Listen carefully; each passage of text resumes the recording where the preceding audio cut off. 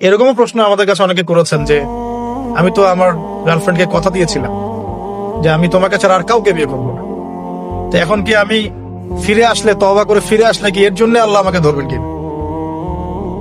মনে রাখবেন, শয়তান হচ্ছে এই পৃথিবীর সবচাইতে ইন্টেলেকচুয়াল প্রাণী।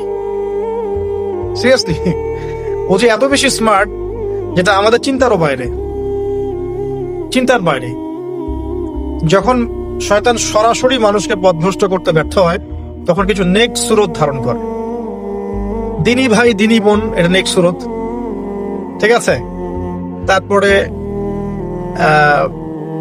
দাড়ি টুপি বলা মানুষের মধ্যে এটা ঢুকিয়ে দেওয়া যে আমি তো অনেক আবেদ মানুষ, পরহেজগার, ওরা তো ককরোচ।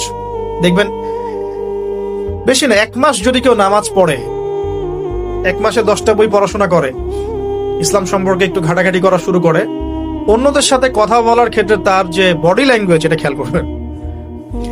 শয়তান কিন্তু অনেক স্মার্ট, এভাবে শয়তান অনেক ভাবে মানুষকে প্রতারিত করতে পারে। সো শয়তানের নেক্সট শুরুতে ধোকায় পা দিবেন না। আল্লাহ পাক আমাদের সবাইকে হেফাজত করুন। আমি খুব ভালো একটা কাজ করছি মনে করেন, একটা বড় প্রজেক্ট করছি সারা বাংলাদেশ ব্যাপী, একটু মনের মধ্যে ঢুকিয়ে দিল যে মানুষ তো দেখুক, মানুষ ভালো বলুক, যথেষ্ট আমল ধ্বংস হওয়ার জন্য।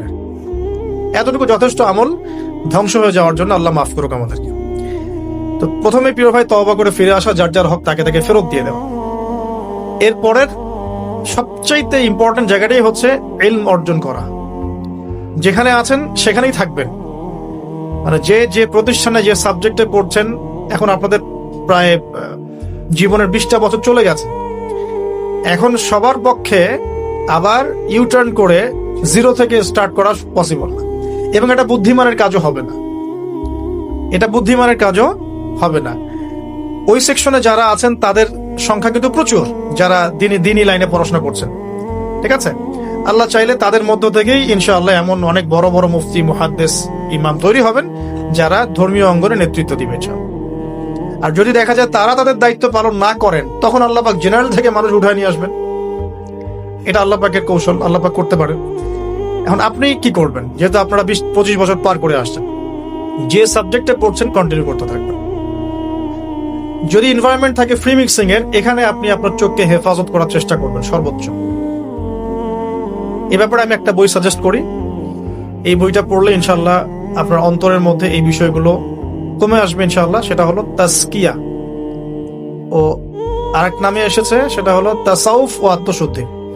তাসাউফ ও আত্মশুদ্ধি পুরো ওয়ার্ল্ডের ওয়ান অফ দ্য মোস্ট, বলবো যে অনারেবল একজন আলেমে দিন, টপ 10 এর মধ্যে একজন, আল্লামা তাকি উসমানী দামাত বারাকাতুহু, তার লেখা বই তাসাউফ ও আত্মশুদ্ধি। বাংলাদেশে যে মাকতাবাতুল আশরাফ তারা প্রকাশ করেছে। এই বইটা যদি পড়েন, আপনার মনের মধ্যে নফসের যে খারাপ রিপুগুলো, এগুলো আস্তে আস্তে কমতে থাকবে ইনশাআল্লাহ। এবং এই বইটা আমি বলি যে বারবার পড়া উচিত, বারবার পড়া উচিত। হ্যাঁ, তো আল্লাহ তৌফিক দান করুন। এখন পুরোপুরি ট্র্যাক চেঞ্জ করতে যাবেন না, আপনি আপনার ট্র্যাকেই থাকবেন। এখন এই ট্র্যাকে থেকে আপনি কিভাবে ইসলামিক বেসিক জ্ঞান অর্জন করবেন, কিভাবে পসিবল? কঠিন, অসম্ভব কিছু না, কঠিন। আমি অভিজ্ঞতা থেকে বলি আমার মতো করে। ফার্স্ট অফ অল, একজন বিজ্ঞ কারি সাহেব, হাফেজে কোরআন বা কারি, প্রাথমিক স্টেজ বলছে, বিজ্ঞ একজন কারি সাহেব বা হাফেজে কোরআন, যার সাথে আপনার ভালো সম্পর্ক বা যাকে আপনি চিনেন, রিনাউন্ড, বা যিনি খুব কোঅপারেটিভ, আপনাকে সময় দেন, টাইম দেন, এরকম কারো কাছে গিয়ে আপনি কোরআন তেলাওয়াত করা শিখবেন আগে।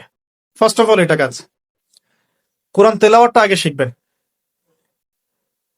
আমি তো যে দুঃখ করে বলি, কষ্ট করে বলি, যে আমাদের এই দিনী অঙ্গনে এমন অনেক মানুষ আছে যারা ইভেন কোরআন রিসাইট পর্যন্ত করতে না পেরেও অনেক বড় বড় জায়গায় অভিনয় করেন, দিনিয়াতের অভিনয় করে যান, নিজের সাথে অভিনয় করে যান। অনেক সময় উদ্ধতা বশত বড় বড় আলেমদেরকে বাহাসের জন্য চ্যালেঞ্জ করে থাকে, অথচ কোরআন তেলাওয়াত শুদ্ধ না। কোরআন তেলাওয়াত শুদ্ধ না মানে নামাজই হচ্ছে না। কোরআন তেলাওয়াত শুদ্ধ না মানে কি? নামাজ হচ্ছে না। কবুল করার মালিক তো আল্লাহ, শর্ত তো এটা। কবুল করার মালিক তো আল্লাহ। আল্লাহ পাক চাইলে কেউ 1 ওয়াক্ত নামাজ না পড়লেও তওবা করে ফিরে আসছে মৌতের আগে, হয়তো আমরা জানি না, আল্লাহ মাফ করে দিয়েছেন, হতে পারে না? কিন্তু এটা তো শর্ত। কোরআন তেলাওয়াত তাজবিরের সাথে শিখতে হবে। তো এখানে যদি একজন আলেম থাকেন, একজন কারি থাকেন, হাফেজ থাকেন, তার কাছে আপনারা ব্যাচ করে পড়লেন, অথবা সে যদি কোনো ইনস্টিটিউট খোলেন সেখানে আপনারা একটু সময় দিলেন, বা যারা পড়তে জানেন আবার মস্ক করে নিলেন, ফজরের পর 1 ঘন্টা, সপ্তাহে 3 দিন, 3 মাস এনাফ। ফজরের পর 1 ঘন্টা, সপ্তাহে 3 দিন, আপনার 2 থেকে 3 মাস যথেষ্ট। কোরআন তেলাওয়াত আপনি শিখে ফেলবেন ইনশাআল্লাহ।